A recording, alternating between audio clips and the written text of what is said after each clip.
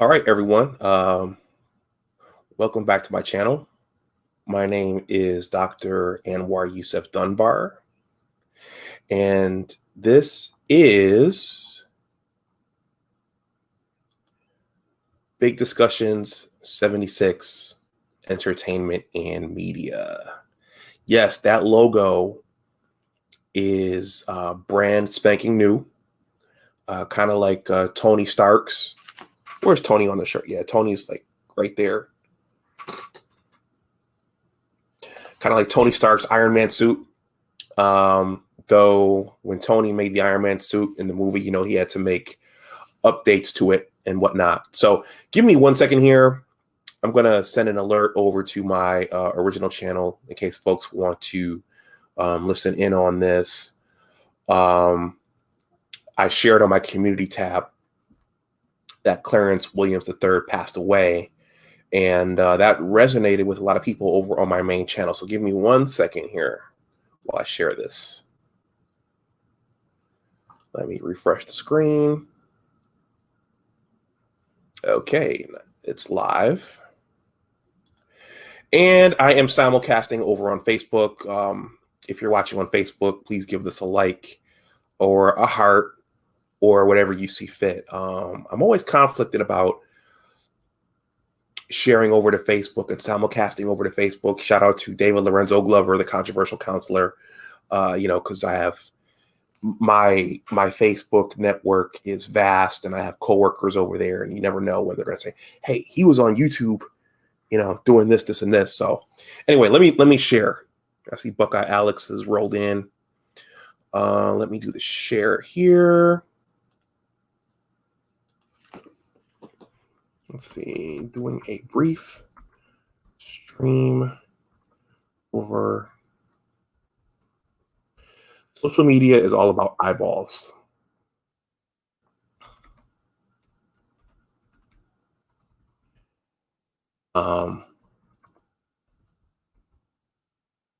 Discussing Clarence Williams III's life. Doing a brief stream over on my entertainment, discussing Clarence Williams III's life and career.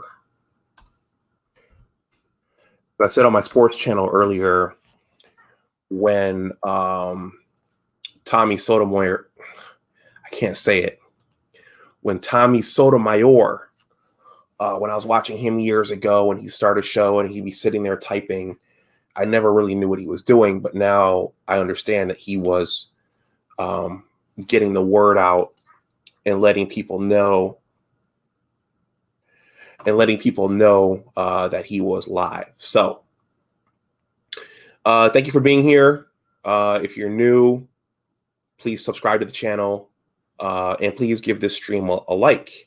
I'm gonna go for about 45 minutes, an hour at the latest, because I have an executive board meeting. I have so many balls up in the air, but I just wanted to squeeze this one in because this was worth covering. I meant to do. I just started binge watching Snowfall, and I intended to. It's a very good show.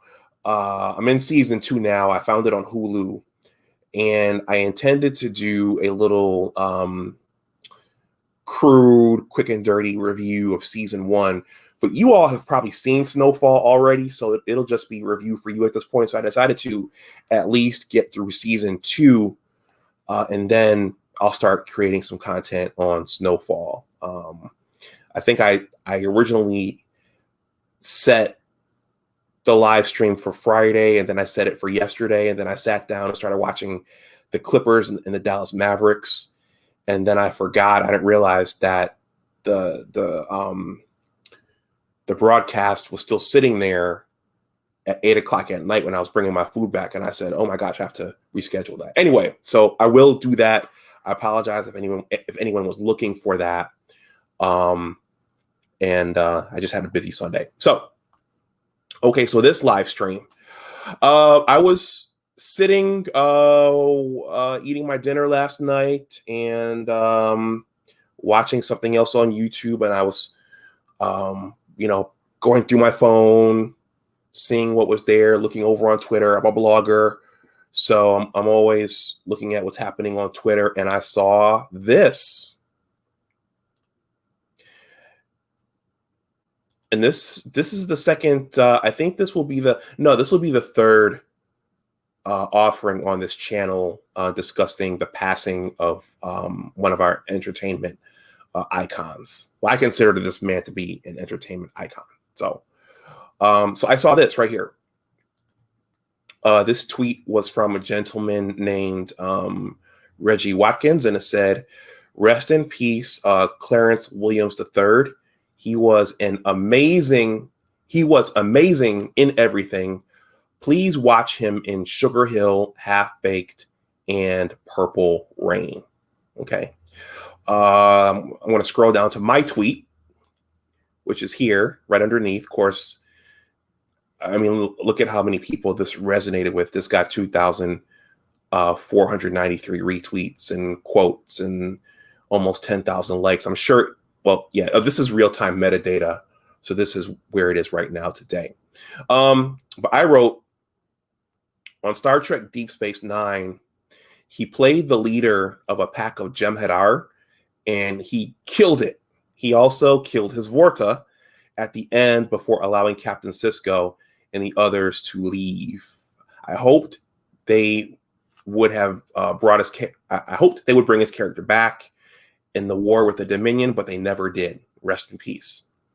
Then this person, Gabriella, says, "Came here to shout out his presence on Deep Space Nine. His reach was wide. Disappointing he didn't get greater exposure. May he rest in peace." And then one other Trekkie commented, this person, Mahaka, I don't know if I pronounced that right, said, "One of the most emblematic episodes yet, but unfortunately not enough." So that's how I found out about this last night. And, whenever someone dies, whether it's close to you or whether it's one of our entertainment icons, whether it's a performer or an athlete or a musician, for me, I'm in my mid-40s now. I don't want to, give my, completely date myself, but it makes you think. It makes you think about your own mortality, and it makes you think about that era and those works of art that you saw that person in, and especially if it's a work of art that really, really touched you. Hey guys, give me 1 second. I'm going to go over to my video collection and bring something back. Give me 1 second. I won't put the avatar on.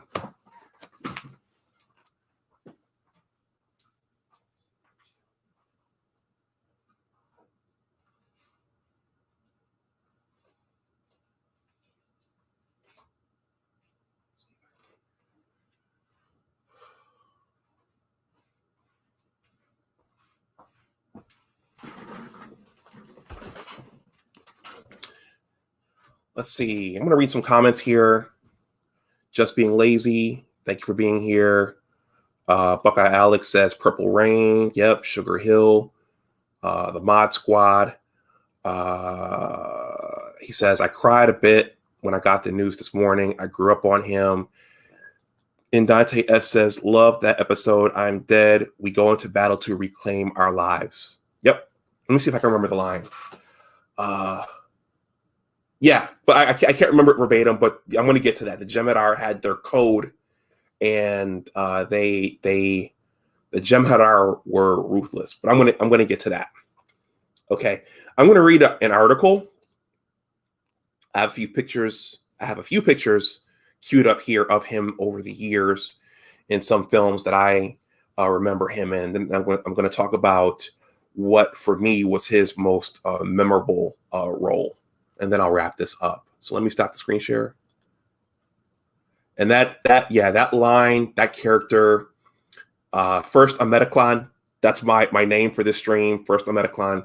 That role was gangster. The Jem'Hadar were ruthless. Let's see.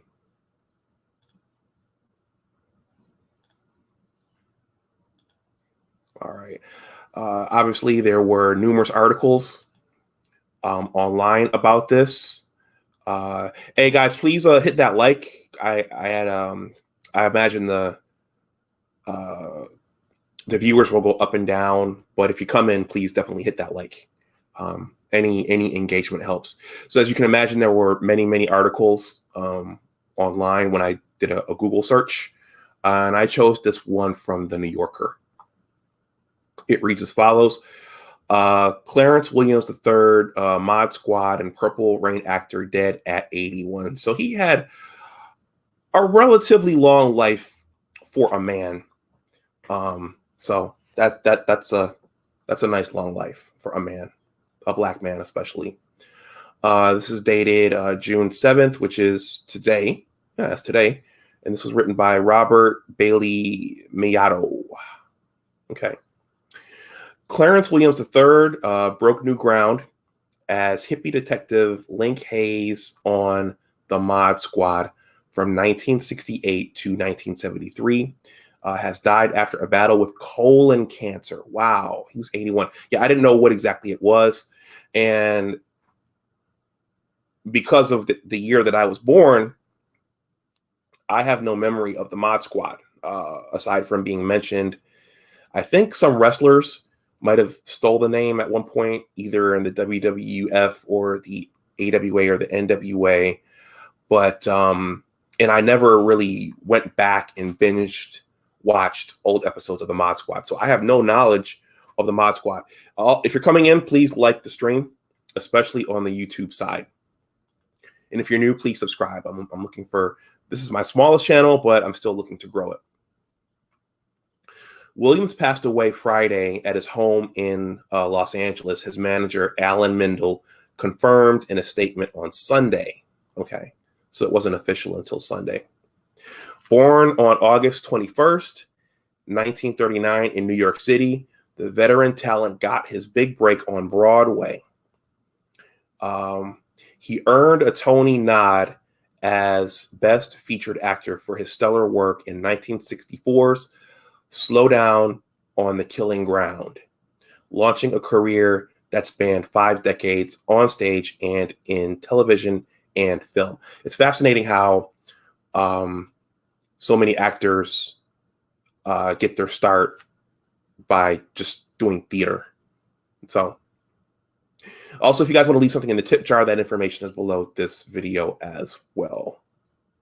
Okay. Although best known for his TV work in the Mod Squad, Williams III also had scene-stealing roles in a pair of big-screen cult classics. He played Prince's flawed father, the guy who inspired When Doves Cry in 1984's Purple Rain, and played way against type as flamboyant drug lord Samson Simpson in Dave Chappelle's cult classic stoner comedy Half-Baked in 1998. So I actually do have a picture of him in his role as Prince's father in Purple Rain, and that picture is here. So that's Clarence Williams acting as Prince's father in Purple Rain. You know, what's funny is when Purple Rain was, released. Hey, we were just in our text group. Buckeye Alex is here. We were just texting about Prince all day today, who himself was a classic artist and a brilliant musician. But when Purple Rain came out, I think I wasn't even a teen yet. So I was, maybe 7, 8, 9. Couldn't go see the movie. I heard the buzz. My cousin, she was older. She got to go check it out. She had all the music, and you saw all the videos on TV at that time. But there is a clip of the scene of the movie when Clarence Williams is beating up his mother, and Prince runs in, and I think they actually show Clarence Williams turn and slap Prince. So anyway,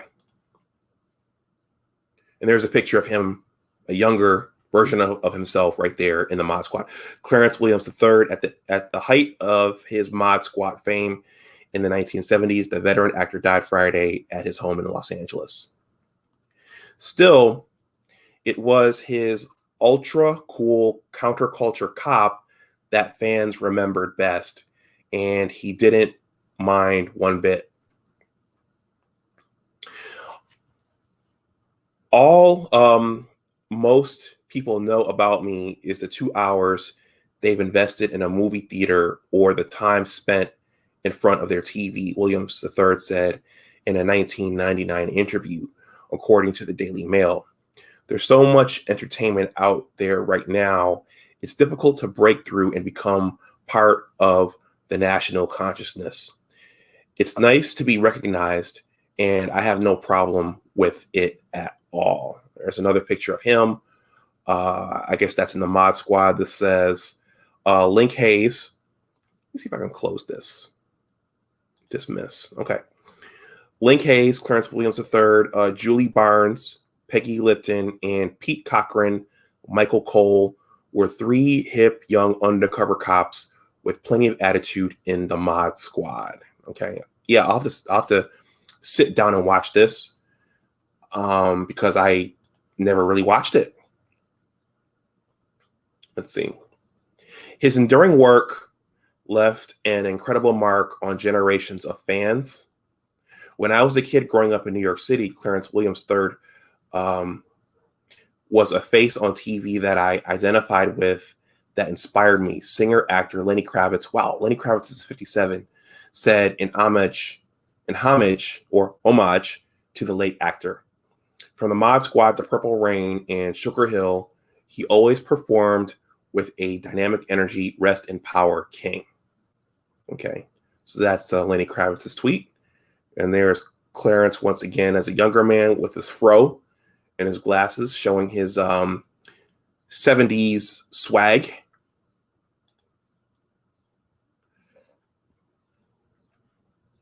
The actor's myriad other small screen credits include guest starring roles on The Cosby Show. Wow, I don't remember that episode. Hill Street Blues, T.J. Hooker, Miami Vice, Tales from the Crypt, Star Trek, Twin Peaks, opposite his old Mod Squad co-star Peggy Lipton.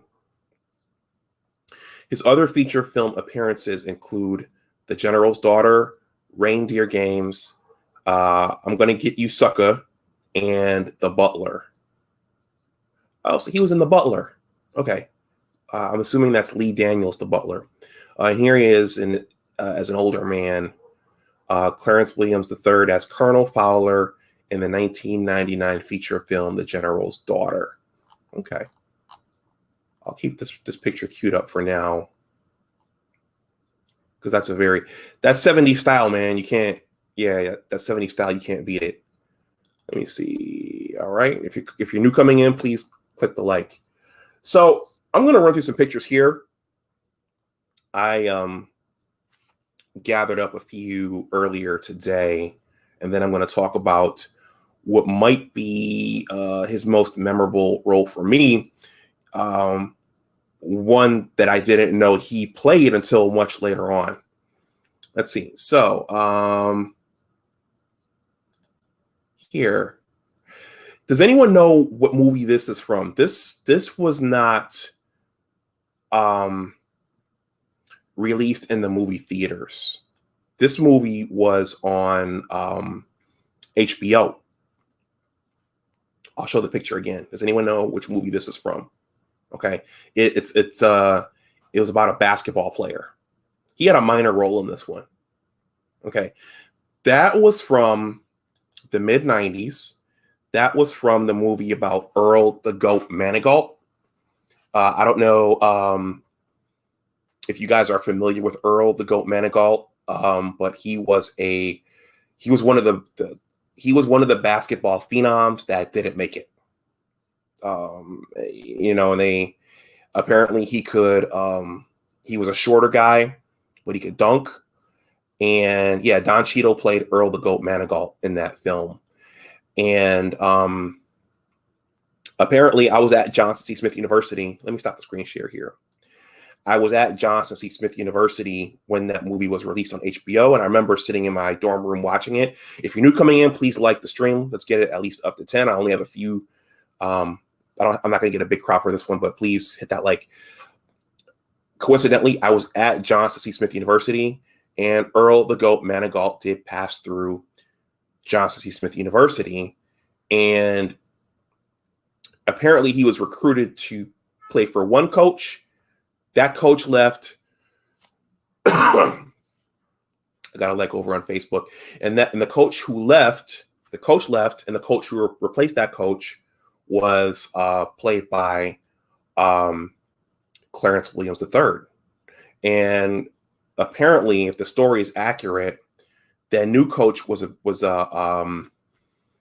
more of a disciplinarian. Earl the Goat, he was more of a street Allen Iverson type player, put the ball through your legs, do whatever you want, dunk on the taller guys. Well, this coach wanted him to run the offense, play with more structure, and basically do what the hell he told him to do.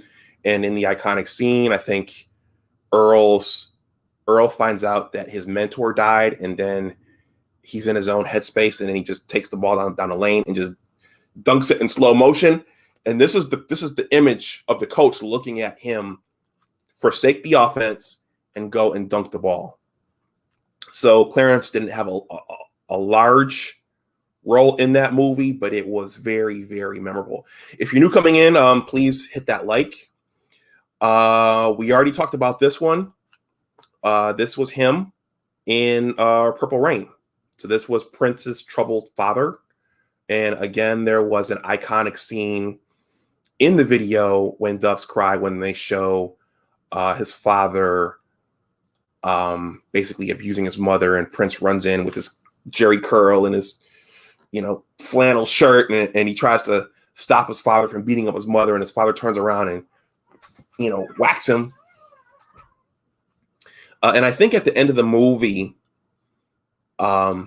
his father shoots himself in the head. So his father was really, really troubled.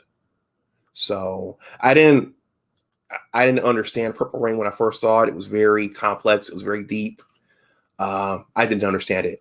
Okay, who remembers? Well, everybody knows what this role was. This might have been the first time I really saw him act. I think I was in high school, and I went to the theater to go see Sugar Hill because I recognized Wesley Snipes, and I thought it looked pretty good. And in that movie, for those of you who saw it, you know that Wesley Snipes who played Romello, and his brother Ray Nathan, played by Michael Wright, who was also in the Five Heartbeats. They were in the drug game, and that's the first time I think I ever heard the word akata, because there's a scene in that movie where Romello and Ray Nathan they're trying to expand their drug selling domain, and they want to go work with some Africans, and the Africans tell them, we don't work with the kata, and they're like, what does a kata mean? But anyway, their father was in the drug game with some Italians when they were little boys, and I think they show flashbacks of their father getting beaten by the Italian drug lords, and their father, as adults, their father is a junkie. And you could see what was really vivid about this is you could see how you see the beard, but you could see the way his hair is matted down. And in the movie, Romello still loves his father and wants to take care of his father, but Ray Nathan just basically is, I think, emotionally scarred from losing their mother and just seeing their father in that drugged out state. And Ray Nathan ultimately gives him a drug overdose, and that's kind of how the movie ends.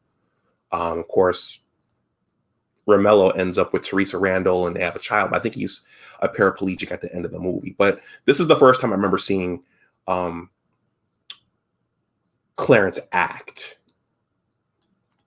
I have another picture. I know I have at least one other picture queued up of him. Give me 1 second here.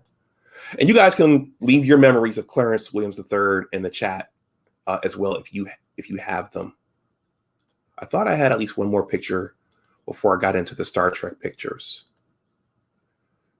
Let's see. Yeah, I'm only going to go for about 20 more minutes because I have another meeting coming up at 7 o'clock.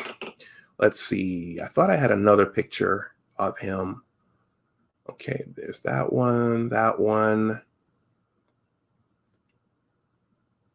that one.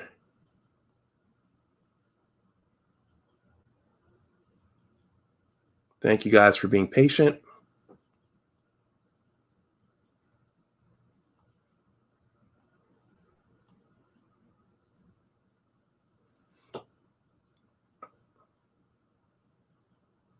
No, those are the only ones.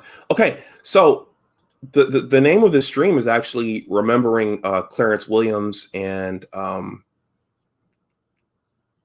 one of his most memorable roles for me. So what was that most memorable role for me? Well, I think I gave it away in the thumbnail for the stream, and that is in the 1990s when he played first Omediclon in Star Trek Deep Space Nine. And what's interesting is there have been a number of actors and actresses who have made guest appearances on Star Trek. Many of them Black actors and actresses. I remember James Worthy playing a Klingon in The Next Generation. I don't think he had many lines in that episode. There's another episode of Star Trek Deep Space Nine, and that's my favorite of all the Star Treks, by the way. I have all 7 series, all 7 seasons right back there in my collection. And I think there's one episode in the war with the Dominion that focused on the Klingons. Worf's son, Alexander, is grown up and he's trying to make a name for himself, and he's on a bird of prey.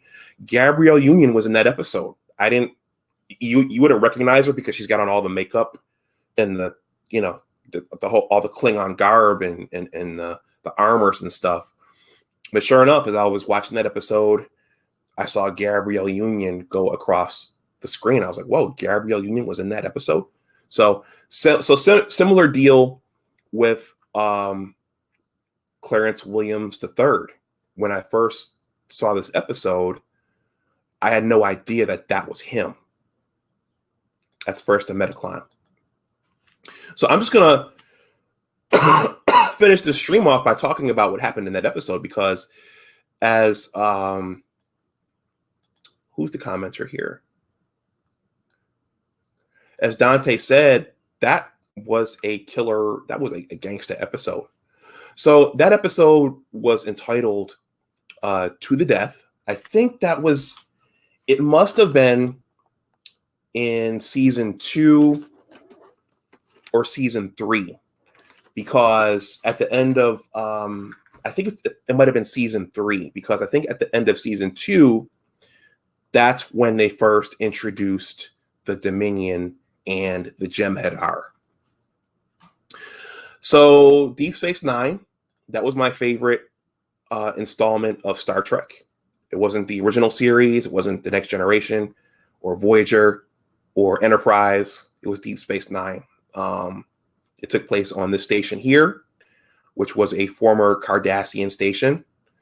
And the station was situated right next to the wormhole, which was a passageway from the Alpha Quadrant to the Gamma Quadrant. And the Bajorans believed that it was the celestial temple for their prophets. And so once Captain Sisko, who was the emissary of the prophets, once they realized the wormhole was there, they went back and forth through the wormhole, and they came into contact with the Dominion.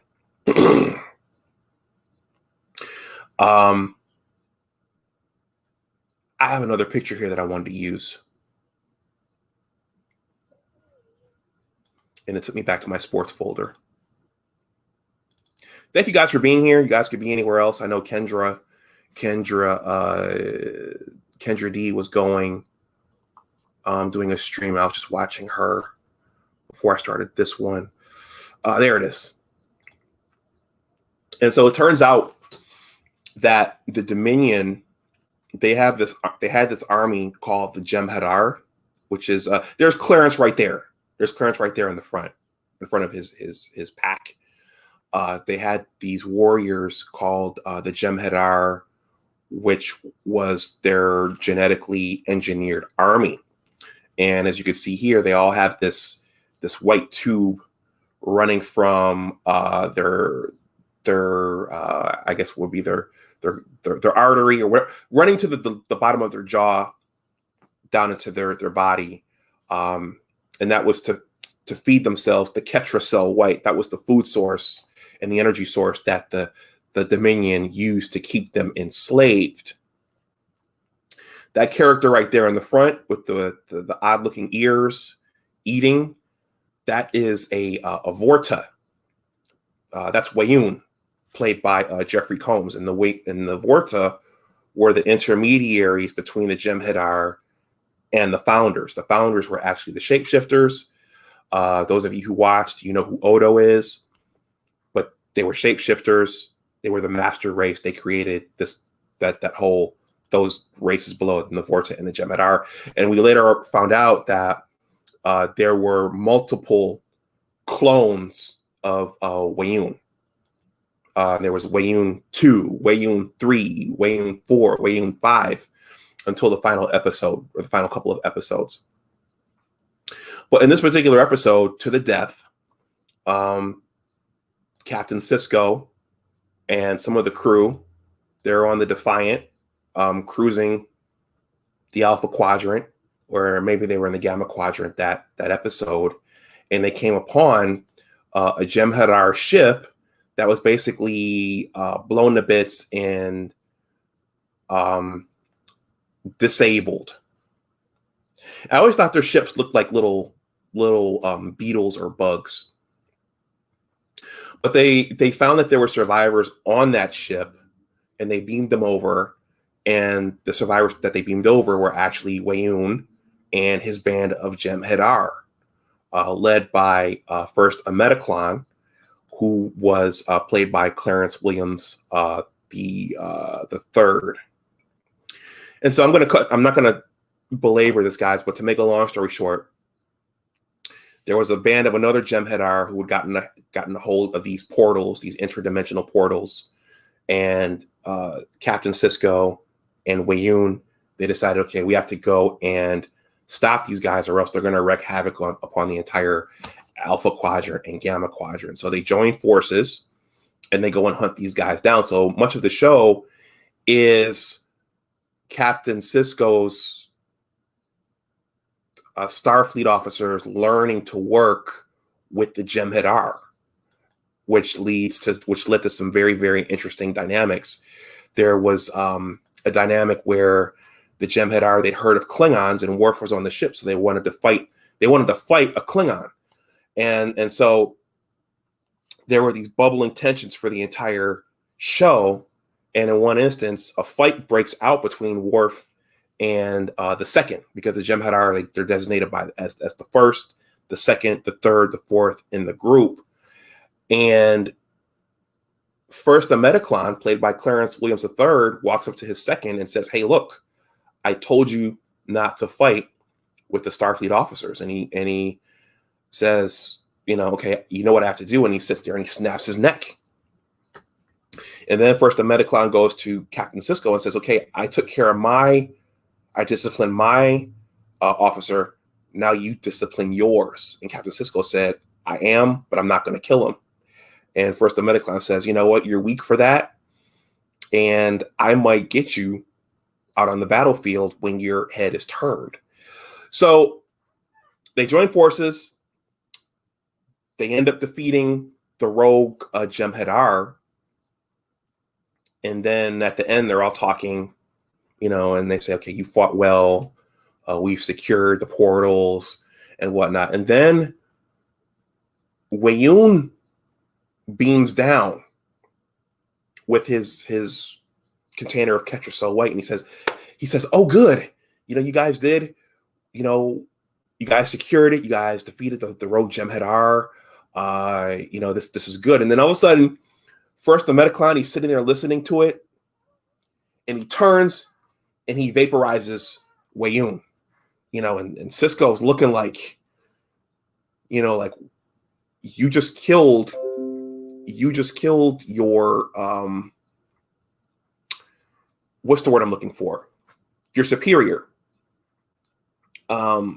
Because Jem'Hadar, they're genetically engineered to not murder their superiors. But he had been so fed up, and they had a couple confrontations during the TV episode. That first Metaclon was so fed up with Weyoun that at the end he just said "fuck it," and he turned and he vaporized him. And at the end, first Metaclon tells Cisco, you fought well. The next time I see you, if I see you again, we'll be adversaries. And Cisco says, understood. And then they turn first the Metaclon and his henchmen, they shroud themselves. So the Jem'Hadar had the ability to shroud themselves and basically become invisible, much like the Predator, the Arnold Schwarzenegger Predator creature. The Jem'Hadar had the ability to do that. So they turned and they just ran away. And that was the end of the episode. But I said all that to say that for me, that was one of Clarence Williams III's most memorable performances for me. And I didn't even realize that was him when I first watched those episodes. I guess that's a testament to how good the makeup was. And I guess it's just a testament to how extravagant those costumes were at that time. But if you listen to first a Metaclon talk, yeah, it sounds like Clarence Williams III when Clarence Williams III is not yelling or really exerting himself vocally. As violent and as dangerous as first a Metaclon was, he did speak in a very gentlemanly, reserved type of way, which was something that was very, very fascinating about the character. So guys, that's pretty much all I wanted to say about that. I'm going to read through some of your comments, and then I will probably shut this down. If you haven't, please like the stream. Let's see. AD says the Mod Squad. Let's see. I love that episode. Let's see. You know what, Dante? If any of you guys want to come in and say a few words, I'll drop the link in the chat, but we'll just go for another 10 minutes or so.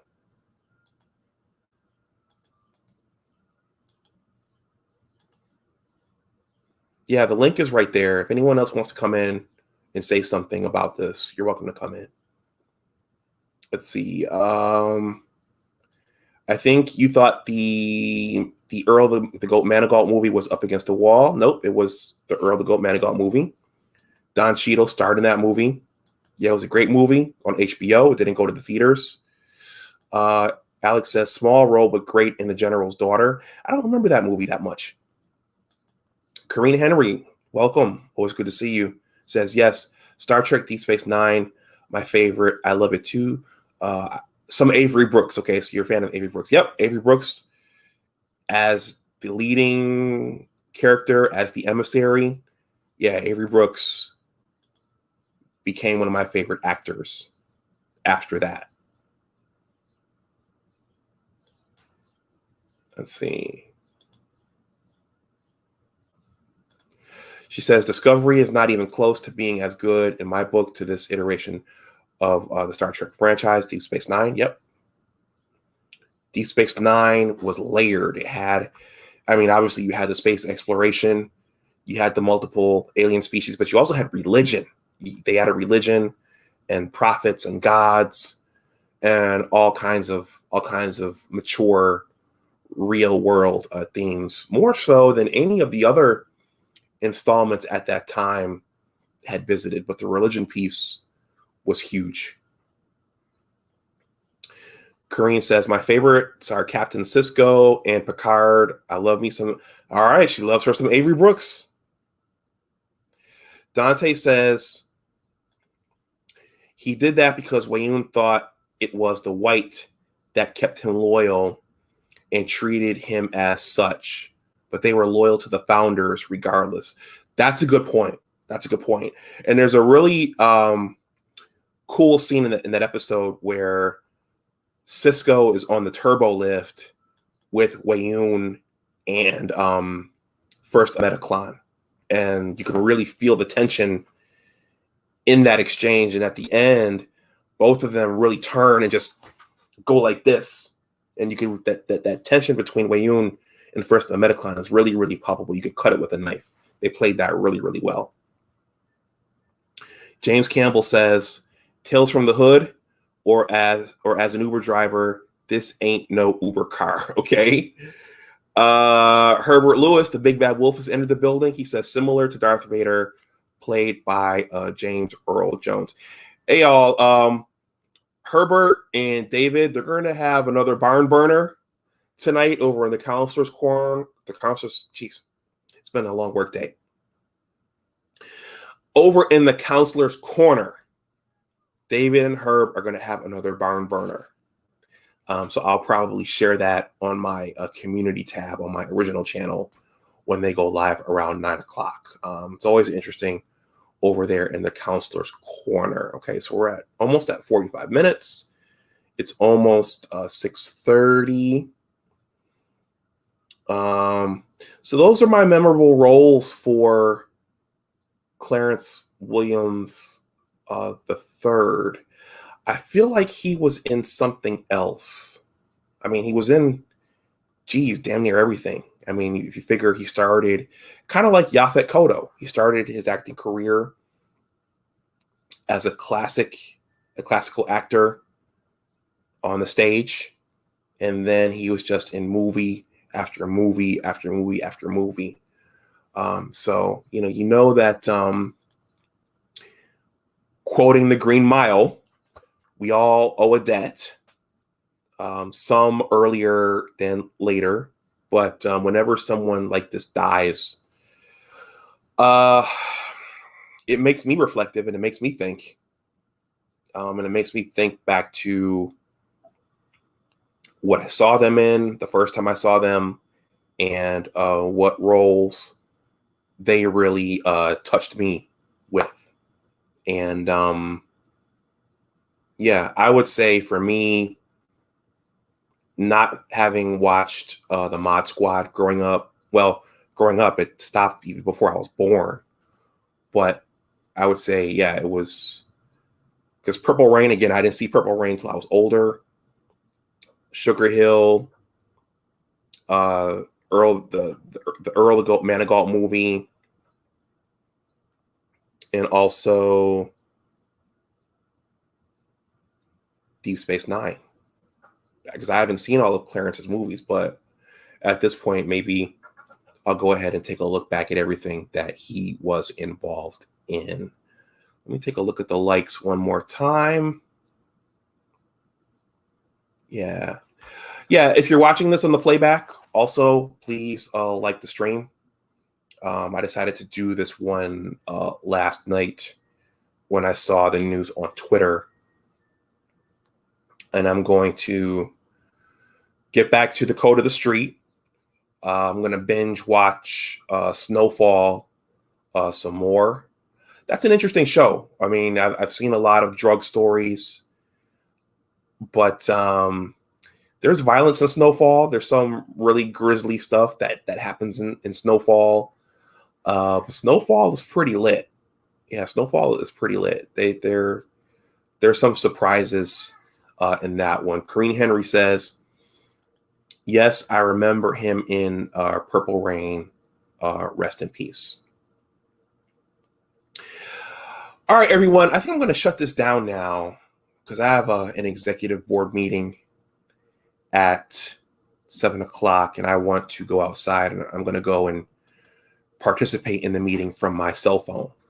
You can't stay inside all day. So once again, I want to say a tribute to Clarence Williams III. I'll show this picture of which picture? I'll just show this picture here of him. And first a Metaclon. Rest in power. And thank you for all of your work over the years. So thank you to all of you who humored me with this one. This was, I think this is the third one here where someone has passed away, but you have to pay homage to these people when they've added so much value to your life. So thank you, everyone. If you're watching on the playback, again, please give this a like. This is my smallest channel, but I want to grow it. And every little bit of engagement works. If there was something that was said here that resonated with you, please leave a comment underneath the playback of this video. Oh, my brother, everyone. Hey, my brother Amal, he's made an appearance here. He says he was a solid actor and good in everything. Rest in peace, power and light. Hey, everyone, that's my brother. He created this logo here. I got to brag on him a little bit. The logo there, that's he was able to take an image of Anthony Mackie as Falcon, and he put Michigan Maize and Blue on him. And most of you, all right, let me do a little see who knows this. The other character over there in the suit. Does anyone know? I mean, it's a no-brainer. Everybody knows this, but who's the character over there in the suit, in the robot? Who knows that? This is an entertainment and media channel, so you guys should know this trivia. Who is that?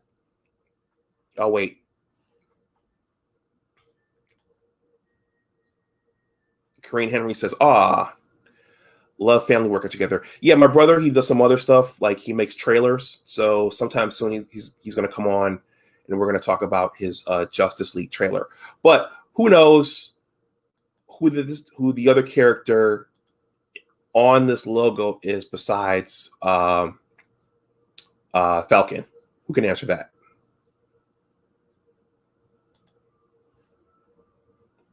Let's see. All right, if it takes too long, I'll just give it away. But that character is from another iconic 1980s movie. Okay, no takers thus far. No takers, no takers, no takers. All right, I'll wait one more minute. Who is the other character on the logo along with Falcon? All right, I see another comment. Let's see if they know it. This person knows it. Bumblebee? Kareem? No. I said an iconic movie from the 1980s. The Transformers.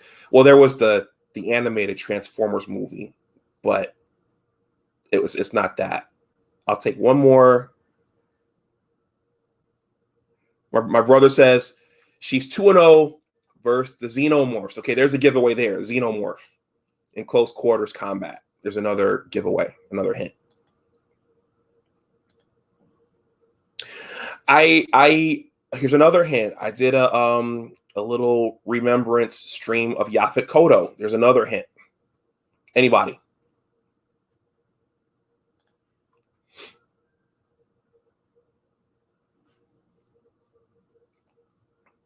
All right. 20 seconds and I'll give it away. And I'll count it down the way the referees do in basketball games. 1001, 1002, 1003, 1004, 1005, 1006, 1007, 1008, 1009, 1010, 11, 12, 13, 14, 15, 16, 17, 18, 19, 20. All right, everyone. The answer is Ellen Ripley. That's Ellen Ripley. Toward the end of Aliens, directed by James Cameron, which was the sequel to Alien, directed and created by, actually, no, Ridley Scott didn't create Alien. He directed it. It was created by Dan O'Bannon and Ron Shusett.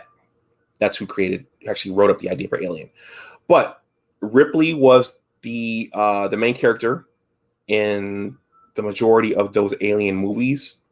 And in the second movie, right around the time of the climax of the movie, when the alien got on the ship, she used that suit to fight it. And that suit is actually not a war machine. It was a basically a freight robot. It was used for picking up boxes and weapons and other cargo on the ship. That's what it was for. But she took it and used it to fight the xenomorph queen, the alien queen. Karine, really? Because we're similar. We're in the same age cohort. So I guess you didn't go see Aliens when you were younger. So my brother Amal says a loader suit. So that's the official name for it, the loader suit. So Alien is your favorite movie? Well, Karine, I have several favorite movies from several genres. But certainly the first two Alien movies, Alien and Aliens, they rate up there in the science fiction genre. I mean, I like dramas too, like The Shawshank Redemption and The Green Mile. What else? Obviously, the Star Treks, the Captain Kirk ones, the Star Wars, the original Star Wars movies before Kathleen Kennedy and Disney got their hands on them. There's just so much, and that's not even counting the black movies. When you think about comedies, you gotta throw Friday in there. If you think about British comedies, you gotta throw in Lock, Stock, and Two Smoking Barrels and Snatch and those kinds of things. Of course, there's the superhero genre of movies. So there's a whole gamut or myriad. I'll just use myriad, a whole myriad of movies that I like and could go into the favorite category. All right, guys, I have to go to the park so I can sit in on this meeting on my smartphone via Zoom. But thank you everyone for being here, and thank you again to my brother Amal for creating this new logo. For a while, this channel did not have its own logo, and this is good for if you start your own channel, you want to brand it so that it's unique and it stands apart from everything else. Well, this channel didn't have its own logo, and now it does. We might make one modification to it, but most things are fluid and evolve as they unfold. So I'm going to go. Thank you all for being here. If you're watching this on the playback, please like the stream. Please like the video. If you're not subscribed, please subscribe. If you want to leave something in the tip jar, that information is below this video. Everyone enjoy the rest of your Monday, what's left of it. And as always, remember that your attitude determines your altitude. Take care, and I'll talk to you next time. Rest in power, Clarence Williams III.